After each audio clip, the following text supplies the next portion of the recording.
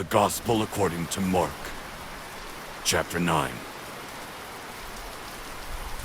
And he said to them, "Truly I say to you, there are some standing here who will not taste death until they see the kingdom of God, after it has come with power." And after 6 days Jesus took with him Peter and James and John, and led them up a high mountain by themselves. And he was transfigured before them, and his clothes became radiant, intensely white, as no one on earth could bleach them.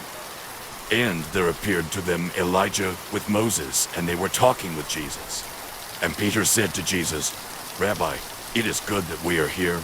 Let us make 3 tents, one for you and one for Moses and one for Elijah." For he did not know what to say, for they were terrified.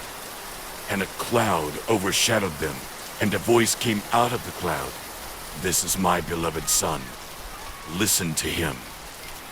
And suddenly, looking around, they no longer saw anyone with them, but Jesus only.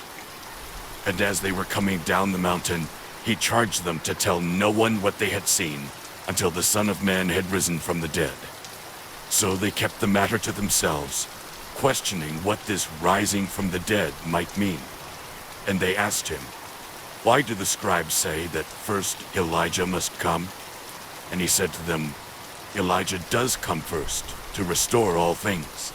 And how is it written of the Son of Man that he should suffer many things and be treated with contempt? But I tell you that Elijah has come, and they did to him whatever they pleased, as it is written of him." And when they came to the disciples, they saw a great crowd around them, and scribes arguing with them. And immediately all the crowd, when they saw him, were greatly amazed and ran up to him and greeted him.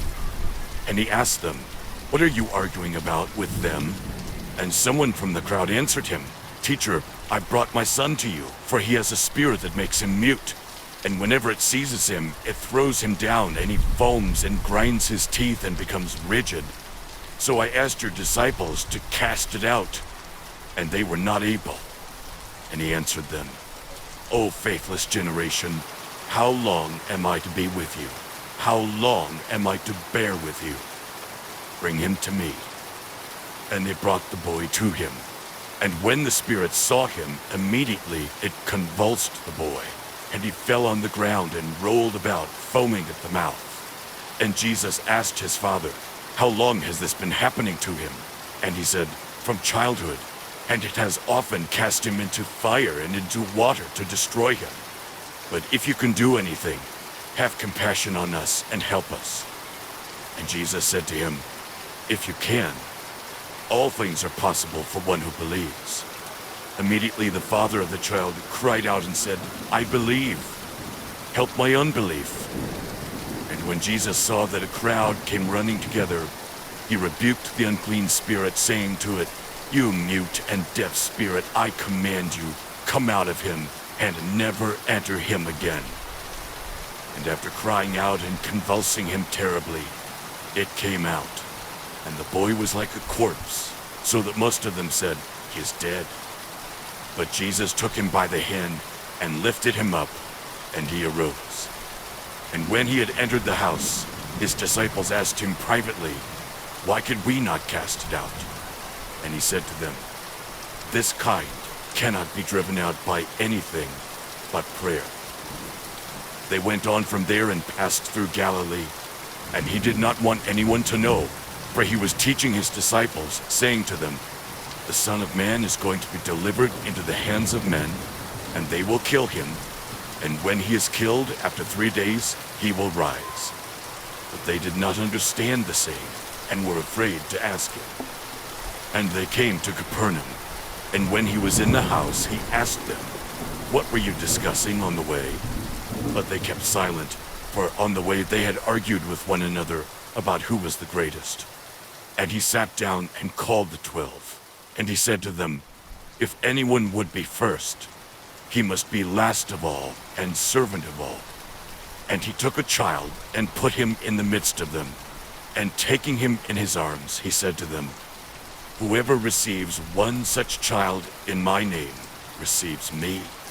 And whoever receives me receives not me but him who sent me. John said to him, "Teacher, we saw someone casting out demons in your name, and we tried to stop him because he was not following us." But Jesus said, "Do not stop him, for no one who does a mighty work in my name will be able soon afterward to speak evil of me. For the one who is not against us is for us. For truly I say to you, whoever gives you a cup of water to drink because you belong to Christ will by no means lose his reward. Whoever causes one of these little ones who believe in me to sin, it would be better for him if a great millstone were hung around his neck and he were thrown into the sea. And if your hand causes you to sin, cut it off. It is better for you to enter life crippled than with two hands to go to hell, to the unquenchable fire. And if your foot causes you to sin, cut it off. It is better for you to enter life lame than with 2 feet to be thrown into hell.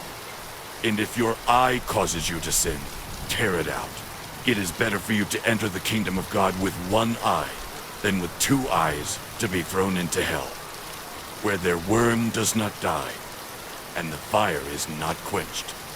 For everyone will be salted with fire. Salt is good, but if the salt has lost its saltiness, how will you make it salty again? Have salt in yourselves, and be at peace with one another.